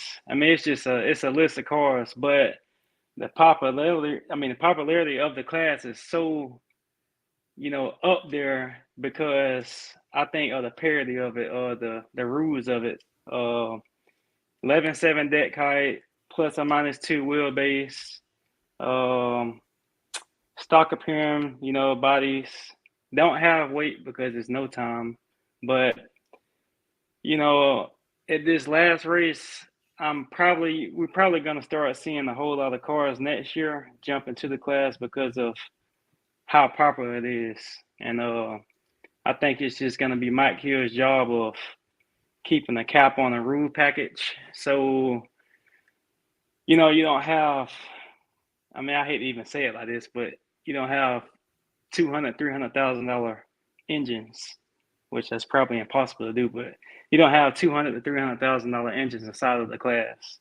But that's probably going to happen, Isn't that like the curse of heads up drag racing? That is kind of, yeah. I mean, it's so tough because how do you make it to where money doesn't ultimately decide what happens out there? And it's a challenge. And I give a lot of kudos to any of these cats that are willing to fight the good fight that is set in the rules for this stuff, because there was a little bit of drama down in Georgia, right, over deck height, and there's all this, but policing that is a job in and of itself, right? And yeah. But having all these guys where it doesn't get completely out of hand, do you think right now, you mentioned 16 some odd cars that are front runners, are those cars that have older Pro Mod engines in them, or are they guys that have went out and hired, built a latest, greatest stock bore space engine? I would probably say half of the field had latest and greatest stock bore space engines, but the other half of it most likely had older motors, aluminum blocks and stuff like that. I had a car out there had aluminum block, anywhere from 10.7, 11.1 deck height. But the latest and greatest is either a CNN block or an energy block and 11.7. And, it's just going to keep, to me, it's going to keep elevating. So how many cars were you working on this past weekend? I had 5. 5 race cars. So we were just talking with Melanie Salemi, who's going to compete in our fast approaching Drag Illustrated World Series of Pro Mod. Her husband's a crew chief, works on a bunch of different cars. How do you handle that? I mean, being a young guy, and I know you've been around this deal for a long time, but I know what it's like to be a young dude in this space out here trying to earn people's respect and command people's respect. Is it hard for you to spread your energy across that many different cars, especially in an environment like you see at Mike the Hitman Hill's races? I mean, it's a high energy deal. A lot of people, up on the tire, revved up. Is it hard to navigate that? It's pretty difficult. I had bought a smaller camper. I call it my mobile operations center. And now I got a pretty big one, but I got my older brother, DJ McCain, and then a guy named Marquise Hatton, which he's an alumni. When I can't tackle a car, I gotta get help from him, because at that race, you can ask my girlfriend, and so, man, I'm like, I'm here, I'm there, I'm running here, I'm on the scooter. It's hectic, but it's been a hard year balancing out my current customers and added customers, because at the beginning of the year, if you haven't seen, Pat Moosey asked me to tune Lizzie's car, I didn't really have a choice but to say yes. I mean, it's Pat Moosey at the end of the day. So I got into the no prep scene, and then I got 3 radio cars that I'm always at duck race with. So we recently had the world record with the black plate car, the LDR car. Then we had a personal Bowser car, which is sold. I got a brand new car coming out in December that we run X275 with. Then we got Nemesis that Jason Hick was on. And man, I got so many cars. It's just like, it's overwhelming. No, I mean, I literally was like watching videos and whatnot, and I'm going, holy crap, Ryan's got his hands in a lot of different stuff right now. And I saw you down in Dallas at the No Prep Kings event. What do you make of that scene? I mean, it feels to me like they've really done a good job of harnessing some of that outlaw, no time grudge racing scene and bringing it to like an organized, big crowd type of event. I mean, what's your take on no prep racing? I mean, especially like if you compare and contrast it to the super glued, crazy levels of prep that you see down at Ducks races? The no prep scene to me is very interesting. I'm not a fan too much of the traveling and the schedule, because I mean, you might start in Florida, then you might go to California, you might go to Colorado. It's just all over the place. But they did a real good job. I guess it's Sam or whoever else is over that whole deal. They did a real good job of bringing together all the street guys with some guys like, Lil Country, Pat Moosey, Ryan Martin, and mixed everybody up. And somehow it's very competitive out there. At the end of the day, it's a TV show to begin with, but it is very, very, very, very competitive. And to me, I think that series isn't going anywhere anytime soon. I think you got at least another 4 to 10 years, with that because of the fan base. Like I told my parents when I got them to the Rockingham race, I said, y'all will probably never ever see a crowd base like this. Like Lizzie's line is like a S-curl snake. Just, it's so many fans. It's just ridiculous. And that's what they did a good job of. Everybody needs a character, just like a video game. Everybody needs a character. Lizzie Moosey is a character. Kyle Kelly is a character. Lil Country is a character. Ryan Martin. Those fans got a character to leech on to, and they just love their fan base, So. No, you're exactly right. There's no doubt there's some characters that have emerged on that scene, and I hope what Street Outlaws No Prep Kings has done for our sport, I don't know that it can be overstated. I mean, they've added some mainstream popularity to what we do, and I think that it is overall a good thing. But there are lessons to learn. Is that those people, they engage the fans. They put that time in. They stand out there. They take pictures. They do all the autograph signing. They do all the things that are required to develop a fan base. And that stuff, it doesn't happen overnight. I mean, obviously the TV helps, but they've put in the time, man. And I mean, Mike and I were in the pits with Pat and Lizzie in Dallas, and I was telling Mike, like, this is crazy. There are literally people just lined up taking pictures. Oh, yeah. You know what I mean? It literally feels like the paparazzi's out there, and it's exciting to see it be drag racers that they're taking a picture of. Speaking of celebrities, my all-time drag racing hero, I saw photographed hanging out with you. How the hell did you get Shannon the Iceman Jenkins down to Valdosta? How did that whole situation come to be? I believe that was Mario Johnson. He's probably in here. So the orange car that you posted up, that's Herb the Ruler. Herb the Ruler and Mario been racing together probably since I was a baby. I'm only 26 years old now, but I showed up to the track, and Mario always seems to bring a surprise. Shannon Jenkins is over there, and he walks over to me. He like, man, let me pull you to the side. And I didn't know whether it was going to be good or bad. So he like, man, listen, you've been doing a real good job. I had no clue he had been keeping up with all my racing. So we exchanged numbers, and I asked him, what was his role out here, because my good friend Ziff Hudson tunes Mario's car. So when you come for $50,000, that just lets you know like the kind of cars and the kind of people that Mike Hill streamlined to this race. Mario brought everybody that he needed to win, Ziff Hudson and Shannon Jenkins. And it's just, it was just me by myself pretty much. That's how it always is. And then, Ryan Grispy, he got a list of cars, Salty B, all those cars. And then Stevie Jackson was actually out there also tuning on Jeffrey Barker's car. So when you go against Baby Daddy. Oh no, we lost him. Mike, we lost him. Oh no, he's back. No, he back. Yeah, I was getting a phone call. Oh yeah, it's another tuning customer. Somebody wants you. Hey, we've got to, maybe we'll go to this layout here. We got to see. Hold on one second. Let me get this fixed. On the sleeve of your shirt, man, we've got the 30 under 30 logo. Yeah. This guy does more promotion, I think, for 30 under 30 maybe than we do. And since day one, since we put him in here, I think we've lost him again. Oh no, his phone's ringing. Yeah.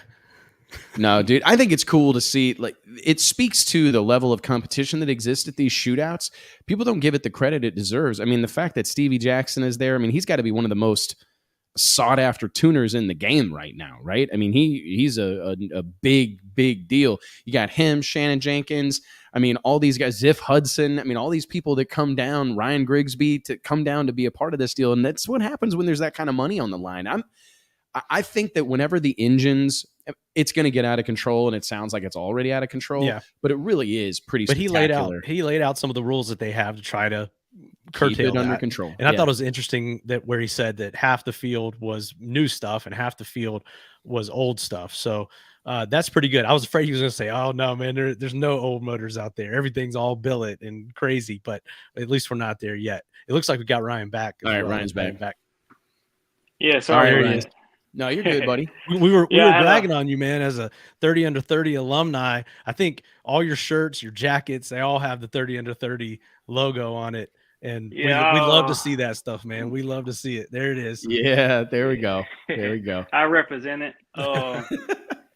But before I had a phone call, I was saying, when you got a $50,000 race like this, you're going to get a whole lot of big name people. So, Phil Schuler is out there. He's a top view guy. Phil Schuler's in the mix, Stevie Jackson, and a bunch of other guys. But I think when you got somebody like Shannon Jenkins, out there, it's going to be a whole lot of more, I think, class racing guys that shows up those style events.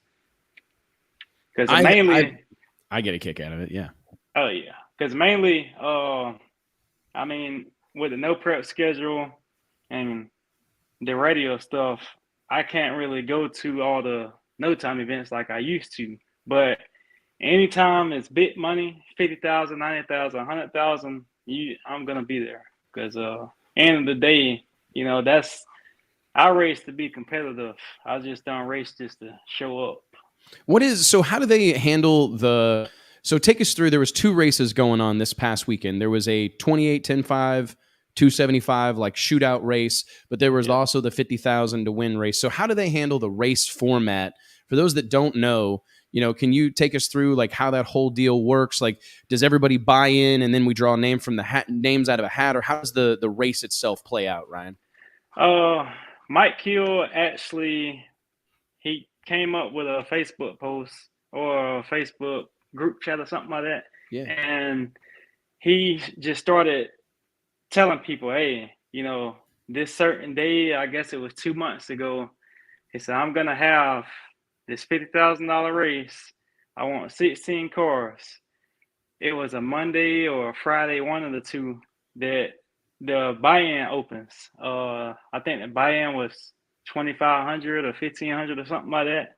And when I tell you, Wes, the list filled up probably within 5 minutes of 16 cars. So that's how the invitational 16 cars came about. Now the 28 275. That's just like you show up to the track, you get your tech card at the gate, and then you race. But as far as the 50,000, Mike Hill, Willie Jr., Willie Dog, they handle all of the buy-ins for that race, and then everybody's names gets put on a chip or a list, and then every round they just draw it out of a hat. So I was wondering how they did it, because seeing it was following along online. I'm going, all right, I got to like try to keep all these guys straight. And I don't know who's driving this car. I know all the cars' nicknames, but you don't know who's driving what. I think it's cool that we had Jeffrey Barker down there, that you have guys like Travis Harvey. I mean, there's some really big name drivers in that scene. Is it almost everybody's a hired gun driver? How many cars are driven by the guys that own them? Oh, so the car I was tuning, pretty much, the two cars I was tuning, Holy Ghost was driven by my brother DJ McCain, so that was a hired gun situation. Herb the Ruler actually drove his own car. He did real good. I don't know. I guess Jeffrey, David Floyd, maybe they both own Baby Daddy, so that might be the same situation. Rodney Rickard drives the lockdown car. He's the owner. And let me guess, Telly, he's a hired gun for Sweetness for Mike Hill tunes that deal. Marcus Burt is a hired gun for Uncle Sam that's owned by someone else. It was quite a few hired guns out there. Well, it's kind of funny because Mike, I'm going to bring Mike back on here. Mike, don't you think that's kind of interesting? Because that's one of the things that we kind of sometimes complain about in the NHRA world is there aren't that many hired guns because it's gone away, right? And it's like the best drivers don't necessarily drive the best cars because they maybe don't have the big sponsor or the millions of dollars it requires to. And I think that that's one of the things that are particularly interesting about the no time scene and these shootouts to me, Mike, and I don't know if you feel the same way, but they want someone in the car that's going to win. Right, they don't care. You got so much on the line for one run, one pass, and it's got to be a good driver. And I think it's also obviously much more. The stakes are high as far as what you win, but the cost of doing it, the cost to enter a race like this or to have the proper equipment, like we've talked about, the limiting factor is way different than what it takes to run an entire season in NHRA Top Fuel. So I think that's why you see more of this stuff, and there's just a lot more badass drivers. I mean, we're talking about Travis Harvey in the comments, a lot of badass drivers in that scene. So there's a big pool to pick from, in my opinion, that have cut their teeth on Outlaw 8th Mile here in the Southeast that are ripe to jump in one of these cars. Who drives the reddish orange third gen with the white stripes that Mike Hills always works on? Is that you talking about Sweetness, the IROC? Yeah, the IROC, third gen Camaro. Yeah. That's a good-looking son of a bitch. Telly Crawford, something okay. Telly, if I messed up your last name, my bad. No. But it's a good-looking car. Whenever I think it was for sale at one point, and I'm like, oh man, that thing is good-looking. Ryan, we need a spreadsheet of all the car names, what paint job they have, who owns it, who's driving it. No, I was just glad it's a challenge. It's actually a challenge for us to try to cover because of the nature, the kind of underground nature of that scene. All the information is not just readily available like it is for a lot of these other classes. So we were scrambling, trying to figure things out and make some accurate posts about it. It's hard. To me, it's so many names with the cars because I feel like it's like the characters in No Prep. I always had a name, which we always use like the Mario series. Mario 2.0, Super Mario, Bowser. And the name is what the No Time fans can attach to. So, that's why like Trey them came up with Sweetness. Then you got Uncle Sam. Well, actually with the Uncle Sam car with the shirts, it's actually like the Uncle Sam tax guy. So it's good to me. It's good to have a name with the car instead of just a driver name. I agree because I can go either way. Like I like Travis Harvey, the Carolina Kid. You know what I mean? I like things like that. But but you're right. When the car's got a name too, that's like the ultimate. That's the sweet spot. Car's got a nickname. Driver's got a nickname. We're headed in the right direction. That's a throwback now, too, and it's another thing that we've lost. And PDRA even a couple years ago mandated you had to name your car and put a decal on it, which I thought was a great idea. Back in the early days of Pro Mod, it was, you know, the wild paint jobs and the names and world's fastest this, world's fastest that. So having something like you said, Ryan, for the fans and for everyone to latch on to, it does nothing but help when it comes to promoting. And which you can see, I don't know if y'all follow my practice tree shootout at PRI that goes on Friday. Have y'all seen that? Oh yeah, I've seen you posting about it. Yeah. Okay, well, you see, I put a nickname beside everybody. I got Frankie Taylor in there. I got Stevie Jackson. I got Lyle Barnett. I got all those guys in there. But, you know, when my guy Straight Line Media Cal goes to film this, you know, everybody in this huge crowd at PRI and the Notches Outlet booth is going to identify, like, let's say for some weird reason, somebody don't know Frankie Taylor. Well, I put like 349 Frankie. They might go to YouTube. Yeah. They might go to YouTube and say, "Oh, that's the guy that went 349." So, you know, that's kind of what I did. No, I like it, man. I like it a lot. Who do you have? Where? So you're doing the practice tree shootout on Friday at the Nitrous Outlet booth? Yes, sir. Okay, fantastic. What time of day is it? 3:30. We chip draw. If y'all missed the last one from last year, man, it was exciting. I got a YouTube link I can post up. We'll be there. It's pretty exciting. Chip draw 3:30. We got Barry Green, Big Cat Mafia. He's gonna be announcing, and then I like to do a introduction. You know, I don't know. Can I cuss on here? Yeah. It's an introduction shit talk that I do. Then I let Barry Green handle the rest of it. But I'm gonna introduce everybody. Like I pick on my buddy Marquise Hatton. His name is, I put Glizzy Gobbler. And then you know, I get to call out. I call out Stevie because I always like going back and forth. I grew up watching Stevie race, and I can't race him in the NHRA because I'm not in there yet. But in events like this, if I get to draw Stevie, you get to see a lot of shit talking and gambling. We'll be there with bells on, buddy. Yeah, I can't wait, man. We need to promote that as best we can. Well, hey, dude, thank you so much for the time. We're surely happy to see all the success you're having, how busy you are. It's a fantastic thing. One of the things that we see here at Drag Illustrated a ton is that perhaps the biggest need that exists in our sport is good crew guys that are hands-on, that are willing to work hard, and to see you having the success that you have, it's a big deal for our sport. Do you got any advice for the young guys out there, you know, that are trying to do what you're doing? I mean, is it just being willing to do the work, put in the time? I mean, what do you got for these guys?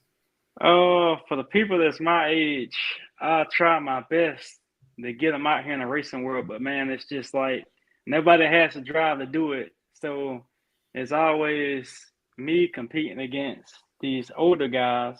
Not to sound bad, but no, it's true. We just can't get enough. Like I just started talking to Evan Salemi. Yeah, great. Okay. Kid. You know, I feel like we just need a lot of more guys like that, and then you know we can have our own little competition on certain cars, but my generation just they don't got the drive to do it.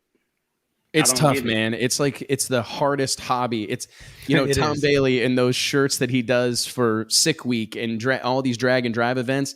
Like, it's the hardest weekend off you'll ever have going drag racing. Like, we're taking 3 days off of work to go drag racing, and we're going to work 10 times harder over the course of the next 3 days than we have at the last 3 months at our actual job. Yeah. You know? Yeah. It's not for the faint of heart, man. Well, congrats on all your success, Ryan. We appreciate you taking some time on a Wednesday afternoon to talk shop with us, and we'll see you at the PRI show. For those that don't know, follow along with Ryan and his brother DJ on social media. They're very active. Ryan's a great ambassador for our sport, and we're looking forward to the practice tree shootout Friday afternoon, buddy. See y'all there. Thanks, buddy. Talk soon. Appreciate it. All right, Michael, we are down here to the end of the day. What a deal, man. Great show. Good times. Yeah, absolutely, I love man. talking about drag racing. The only thing we didn't cover, we got NHRA this weekend, final event of the season, Pomona. It's so funny. Yeah, we forgot about that. No, I did forget about it. We'll talk more about it next week, and we're going to try to have all the champions on next week's show. Here. Erica's the only one that's locked it up so far. All the rest of the classes, the championship still hangs in the balance. So we'll see what happens this weekend, man. I'm excited, man. I really am. I was talking to, who was I talking to? Richard Freeman called me. He goes, "Hey man, you going to Pomona?" And I said, "Nah, I'm not gonna make it. Are you gonna go?" He's like, "Well, why?" And I said, "Well, you guys got the championship locked up. I thought maybe you'd stay home." No, it's exciting, man. I can't remember. We've said this a lot here in 2022, but I can't remember a season that has had this kind of excitement and enthusiasm. And it really just, there's so many good cars. It could go any sort of way this weekend. It was cool reading through some comments on social. We posted a story on dragillustrated.com about Steve Torrance, like kind of being counted out. Mm-hmm. And it would take a really, really unusual set of circumstances for him to get the job done this weekend. But the opportunity is there. And in drag racing, I mean, it's why we race them. Yep. Right. Because you just never know what's going to happen. I mean, we saw Justin. I don't think anybody would have picked Justin Ashley to go out in round 1 in Las Vegas. And Clay Millican puts him on the trailer. So who knows what's going to happen? A couple of early round exits could really change everything. But it will be very difficult to derail the freight train that is Brittany Force, David Grubnick, and Max Savage. I think that they've got a real shot at keeping that number 1 in front of their name as the season comes to a close. Funny Car is going to be a barn burner. And you do kind of wonder what's going to happen. Will the elite cars finish 1, 2, and 3? I mean, that'd be a significant accomplishment. I don't know. Yeah, they've still got a lot to race for in the elite camp. So, and Erica wants another win, I'm sure. Yeah, and that would be, I mean, she's already tied her career high for wins. And she will match Angelle Sampey, I think. She would match Angelle Sampey. I think she's with a win in Pomona. So, man, there's a lot of storylines. The drag strip's sponsored by In-N-Out now. That's so awesome. Like now I've got to go to Pomona twice a year no matter what, because they're probably going to have burgers there, right? Yeah, man. You would think. Whatever you got to do to get some In-N-Out. Whatever you got to. That's probably the best part of living in Texas. I came down to Texas to the MPK deal, and on the way from the airport, Parker, the guy that I was riding with, I was like, "Dude, let's stop and get something to eat." He wanted to go to Whataburger. Oh. I said, "No, dude, we got to go to In-N-Out." And turns out he's from Phoenix, and he says, "Man, I eat at In-N-Out like 3 times a week." Oh, no joke. But I told him, we have to, because they support drag racing. This was even before the announcement of the track sponsorship and the World Finals sponsorship. Say no more. But I said, we got to drag racing supports drag racing, man. So we got to eat these In-N-Out burgers. It's a fact, man. I mean, to Dr. Jamie Meyer's point at the beginning of the show, this is a group of people that will crawl across broken glass to support a brother or sister in arms. I mean, and you're telling your buddy there, you got to go to In-N-Out, man. They support drag racing. Exactly. What a deal, dude. Well, hey, man, thanks for the time. I appreciate it, Mike. And all of you guys watching along, thank you guys all so much for being a part of this each and every Wednesday. Remember, the Drag Illustrated World Series of Pro Mod coming up March 3rd, 4th, and 5th, 2023. The biggest, richest Pro Mod drag race in the history of the known universe at Bradenton Motorsports Park. Log on to worldseriesofpromod.com for more information. We got another driver announcement dropping in about 35 minutes. He'll be, I think, 8, 9, 10, somewhere around that of drivers that we've actually announced. We got another 10 or so to go. Lots of big news coming in the days and weeks to follow, man. It's an exciting time to be alive, brother. Yeah, man. All right, let's get on with it, buddy. We'll see you guys next Wednesday, 2 p.m. Central Standard Time. Thanks, guys. Thanks, everybody.